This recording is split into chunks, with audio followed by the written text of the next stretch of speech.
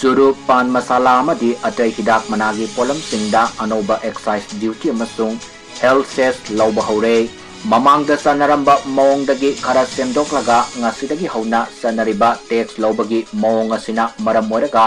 hidak managi potlamsingda anoba health amadi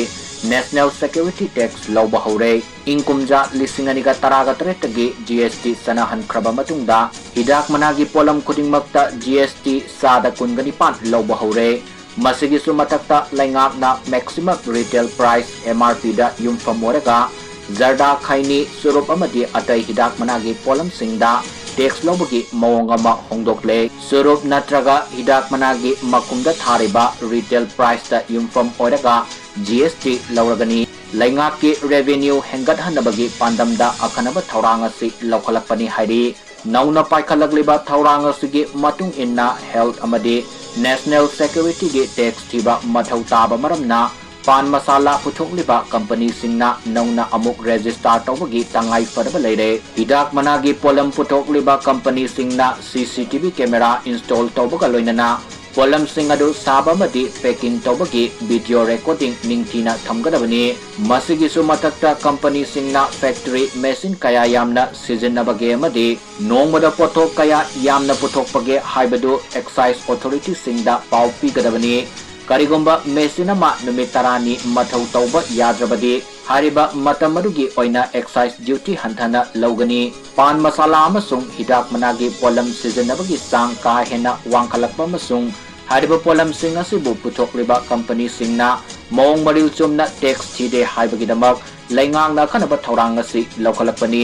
GST sada nifu oibaga loinana pan masala dagi logadoriba tax ki chang asi sada marfugani pan romni hidak managi polam singna miyoibagi hakselda sauna amangba thokhalakpaga loinana cancer amadi tongan ba laina kaya pokhalakpadagi laingang na hidak managi polam puthokliba company singi matakta akhanaba miyeng sanglakpani hairi ngasidagi hauna sanariba Central Excise ki matungina surup ki asangbada yumfam oiraga humfuga taruk sangba surup masai amamamda lupa aniga subna mangadagi lupa nipanga subna yangkai fauba excise duty Houragani atenba masung filter yaudaba surup masayamada lupa aniga subna manga tax Houragani filter yaudabana lupa aniga subna tara Houragani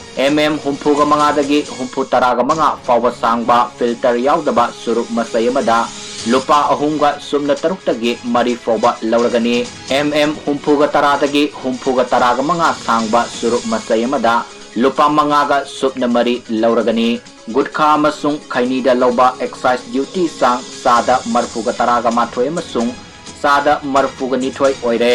hidak managi potlamsingdagi khongolakpa excise duty gi senfam ado finance commission gi recommendation matung inna tongan ba state singda yenthokani loina na health awareness amadi atai hakselga mari lainaba scheme singdasu thadagani hairi